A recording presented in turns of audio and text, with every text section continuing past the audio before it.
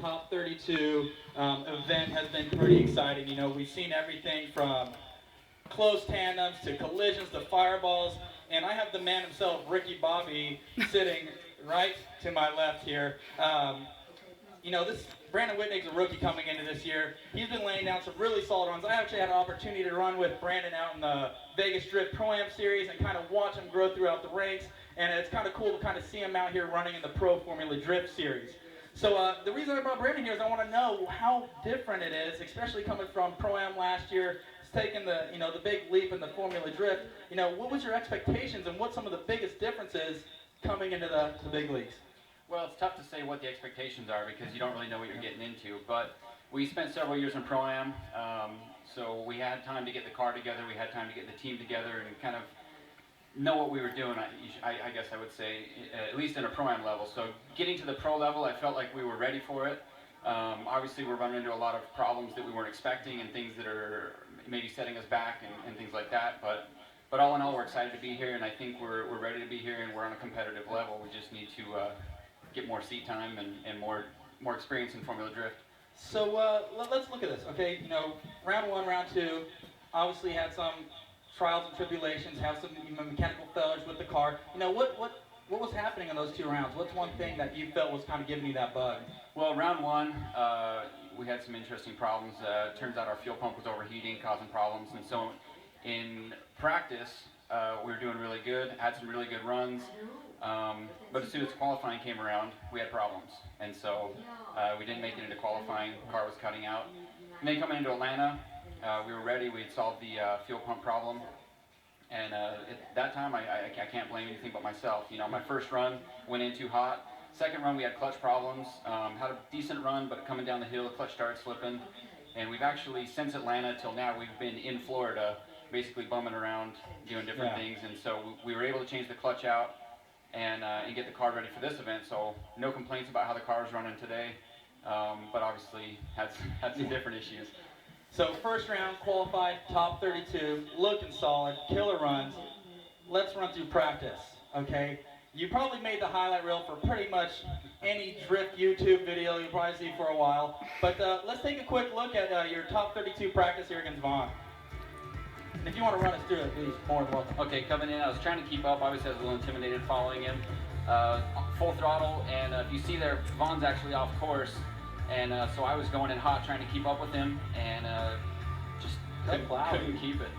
How come you didn't hop out with your arms out and spun around like Ricky Bobby saying you're on fire? Actually, my helmet had come off, so I was kind of yeah, you want to make sure you have that thing on the whole entire time. So I was kind of confused, still trying to figure out what happened. And definitely exciting. You go out there, you do something like that.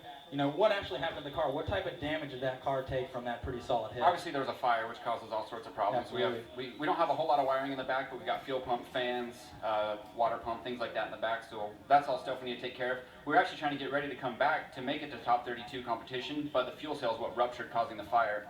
So if we would have been able to get the fuel cell out, get it welded up, there just wasn't enough time for us.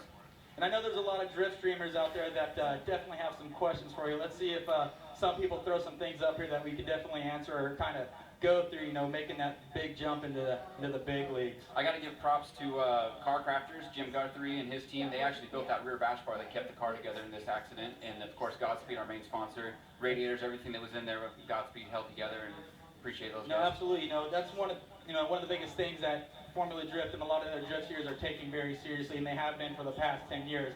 But with the new Hans device system that a lot of people are running nowadays to the harnesses and the safety equipment and the seats, this is it's a race car. A lot of people think drifting, they think of the stock 240 or something like that, but it's not. You're hopping to something that's 600, 700, 800 horsepower, and you're running 98 miles an hour on entry. Safety is going to be number one, obviously, and it just goes to show, with an incident like this that happened to Brandon today, and be able to walk away from it, put the fire out, and get ready. Hopefully, we'll see you out in New Jersey.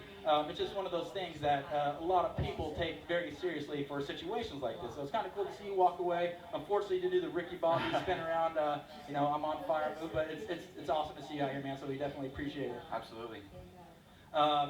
So let's do this. Let's look at some questions here on the live stream. I know a lot of people are out there blowing it up. It's definitely weird being from this side of things, seeing the computer. I'm not much of a typer. I usually just kind of mash the keyboard a little bit here and there. But you know, a lot of the common questions, you know, what's the biggest difference you made from, you know, your car from the Pro-Am Series running into the Formula Drift Series? What's some things that you ran through? Well, like you said, Corey, one of the biggest differences is safety. And Formula Drift puts a lot of stress on safety as far as seats, harnesses, fire suppression, you know, helmet, fire suit, all that stuff that you know, obviously in a situation like this is extremely important. So that was one of the bigger things we did, is getting the car up to code for Formula Drift, which is mainly safety equipment. We have a lot of people asking you if the red beard's what actually caused the fire. It is the red beard. That's what I kind of figured. I don't know. You probably get like a net or something. It works out for Forsberg, but for me it's just not working. It's kind of funny, you know, running around this week and I actually see Tony Angelo. I don't know if you guys in the stands made it over to Tony Angelo's, but he has one of the gnarliest mud-chop mustaches I've ever seen. I'm actually kind of jealous. And you know, a lot of people ask me about mine, but I can't grow anything past that. But you got a killer beard, beard life. High five, shout out to BG and Hurt and all those guys. But you know, let's see if we could look at some other footage. You know, let's go through some of your qualified or practice runs again. I know you were kind of killing it all weekend, but you know, coming to this track for the first time, you know, before you even practice top 30, what were you doing in order to prepare for this new track? Obviously, I've never driven here before, so one of the things I was trying to do was figure out what line I was going to take. And I actually had a really high speed for my score, and I think it's because I was taking a different line than everyone else. So actually, when we came into top 32 practice, I was trying to figure out how I was going to follow other people's lines, because my line was so much different. And when I was practicing with Vaughn, that was my first top 32 practice run. And so what happened is I was trying to figure out that line, just going too hard, and it didn't work for me. So. Now, running this new configuration, you know, you've never been out to this course before. Is there any severe changes you made to the car? What did you kind of expect coming into round 3? You know, you look really solid. Is there something you changed from prior rounds to this one? We had the car tuned when we were back in Utah, between Long Beach and Atlanta, so we had a lot more horsepower. The tune was really spot on, thanks to Richard Gibby.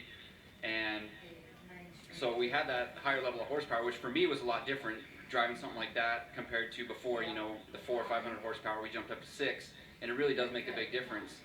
Obviously, by toasting the clutch, we weren't ready. The clutch couldn't handle that extra power, so that's one of the things we changed between Atlanta and now, is we put a new clutch in, which held up for this event. Absolutely. Well, props to you, dude. Thank you. We'll see you next year in New Jersey. Maybe we'll bang some doors together out there. Good. But it's awesome to see you out here. Thanks. Awesome to see that you're fine. Check me out on Facebook, Brandon Wicknick, and follow what we're doing. Yep. Thank Show you. him your muscles. Show him up. See, that dude's a beast. All right, guys. We'll see you in a minute.